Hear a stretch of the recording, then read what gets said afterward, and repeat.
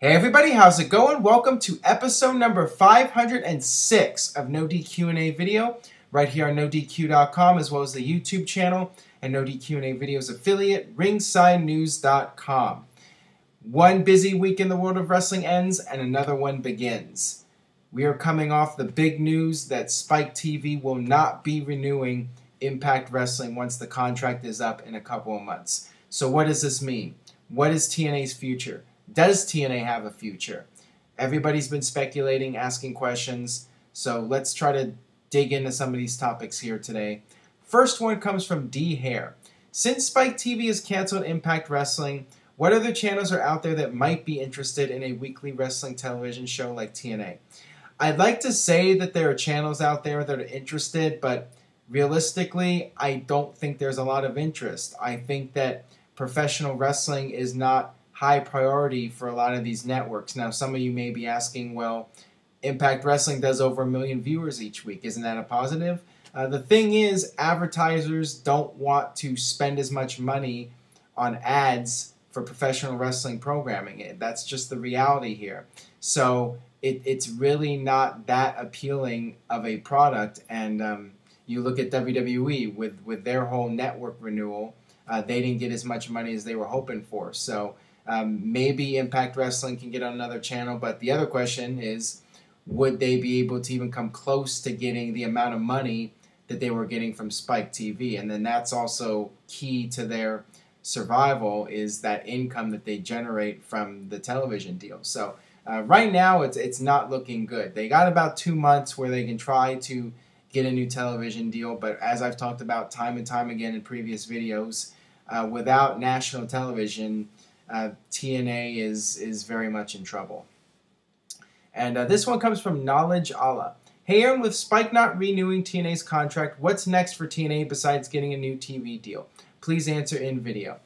Now, I've talked about no TV being the potential final nail in the coffin for TNA, but some people have brought up the idea of them just drastically downsizing and somehow being able to stay in business as an internet company, maybe something similar to Ring of Honor, where they have pay-per-views and they broadcast everything on the internet.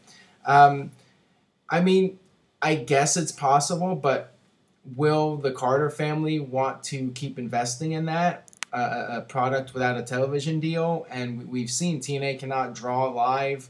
They do these house shows where they draw 200-300 people now. It's hard to say if the Carters or anybody else for that matter will want to even bother continuing to invest in TNA without a TV deal. So yes, potentially they could downsize and get rid of all their high-priced talent and just pay guys a little bit of money, like what Ring of Honor does, and it could just be very small scale. But I'm guessing if TNA doesn't, my prediction, if TNA doesn't get a new television deal, they're just going to close shop. I mean, I don't think that they're going to continue by just drastically downsizing the company. But, I mean, anything's possible. They could do that and try to stay in business and maybe try to hold out until they can reach a new TV deal. But I just don't know if the TNA brand can continue without the TV deal. And this one comes from Gravy Sticks. Unless TNA pulls off a miracle and lands a new TV deal elsewhere, it seems like their days are numbered. What are the chances of WWE buying out some contracts and film library when will they get them pennies on the dollar like they did with WCW? Well, one would think that WWE, at the very least, if TNA goes under, one could assume that WWE will try to acquire the tape library, and that's something that they can use for DVDs. A lot of Sting's footage from TNA can be used in documentaries, and guys like Kurt Angle as well. So I could see WWE being interested in the tape library. But beyond that, I mean, like I said, the TNA brand doesn't really mean much. It's essentially a dead brand. So what else could WWE get out of that? I suppose if the price is low enough, they might not only pick up the library, but maybe some of the talents. And that leads me to the next question here from Raven's Flock. Hey Aaron, first time asker from the UK. With TNA now having no deal with Spike, Potentially, which wrestlers and knockouts could you see on the WWE roster if WWE were to close?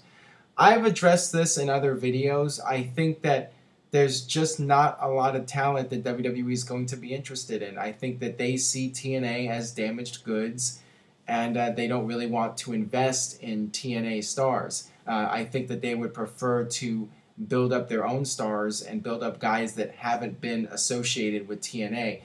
Guys like Kenta and Prince Devitt, and I'll get to more on them in a few minutes. But those are the kind of guys that WWE is looking at, and they're looking at guys in NXT and other indie talent that haven't been affiliated with TNA. Maybe Bobby Roode, maybe a few other guys they might be interested in, but beyond that, it's not like WCW where I think WWE would pick up maybe 20 guys. I think that at best they would maybe bring in 3 or 4 guys from TNA, but that would be it. This one comes from Chris Mace 39628. Please answer in video. With TNA not going to be on Spike after their deal is up, how will that affect TNA Bound for Glory? Will they cancel it if they can't get another network, or will Wrestle One have to cover everything? Well, Wrestle One is already covering a lot of the expenses, and that's part of the whole deal. I mean, that's why TNA is doing it, so they can cut costs and run it with an affiliation with another promotion.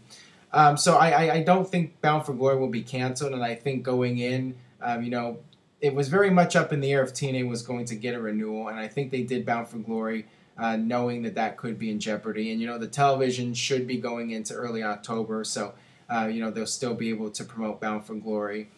So I don't see that being canceled, but very realistic possibility that Bound for Glory could be the final TNA show, and we'll have to wait and see what happens. But if they aren't able to get a new TV deal, more than likely that will be the last TNA show unless they decide to continue on a much smaller scale, which I mentioned earlier. This one comes from Wraithwolf 007. With TNA's future in jeopardy, how do you think that this will benefit or hurt Global Force Wrestling? Well, I do think it will give them some momentum, and some people out there feel highly about Jeff Jarrett and feel that he did more to boost TNA than other people did. So I think that some people will look to Jeff Jarrett, and people that lose their jobs if TNA goes under, they'll look to Jeff Jarrett for employment. So it could definitely benefit Jeff Jarrett to pick up some of those guys, and maybe this is what the wrestling business needs. I mean, I talked about it before with TNA, the brand name not meaning anything. It just might be that you need to start up a new company and have a complete fresh start with a new name, a new image, everything. So we'll see what happens. I mean, Jeff Jarrett could definitely pick up some talented guys, and it could benefit him in terms of trying to build up some momentum, and maybe GWF or GFW, excuse me, could potentially get a television deal. The more people, the more talent that they have, the better their odds are of trying to score a television deal, or trying to actually become a force, so to speak, in the wrestling business. This one comes from Popcorn Shower. Hey Aaron, who do you think will make a better transition to WWE, Kenta or Prince Devitt? This is a good question. I mean, right now I think it's hard to say. I think with the whole body paint thing that Prince Devitt does, that might give him a slight edge in terms of marketability. But right now, I mean, it's a different situation. I mean, WWE has made a big deal out of signing both of those guys, and one could compare that to the signing of Sin Cara. WWE made a big deal out of Sin Cara. But the difference is they brought in Sin Cara to the main roster right away. And with Kenta and Prince Devitt, it's going to be different. WWE is going to put them through NXT, so their styles are going to change a little bit. Their characters are going to change a little bit. So right now it's hard to say when you're just judging them off of what they've done elsewhere. Once they go through NXT and we see how their characters develop, at that point I think that I would be able to give you a better indication of who will do well in WWE. So right now I think it's too early to tell. Obviously WWE is high on both of them, making a big deal out of their signings. So both of them have serious potential to succeed in WWE. WWE just doesn't want a repeat of Sin Cara. They want to make sure that these guys get the proper training in NXT and have the proper preparation for the big time in WWE. So that will do it for this edition of No DQ&A video. The whole TNA news situation, it's breaking, it's ongoing. So stay tuned to NoDQ.com for all the late-breaking updates regarding TNA's future and what's going to happen with them. And also stay tuned to NoDQ.com for the very latest regarding SummerSlam. And I will see you guys next time for another edition of No DQ&A video.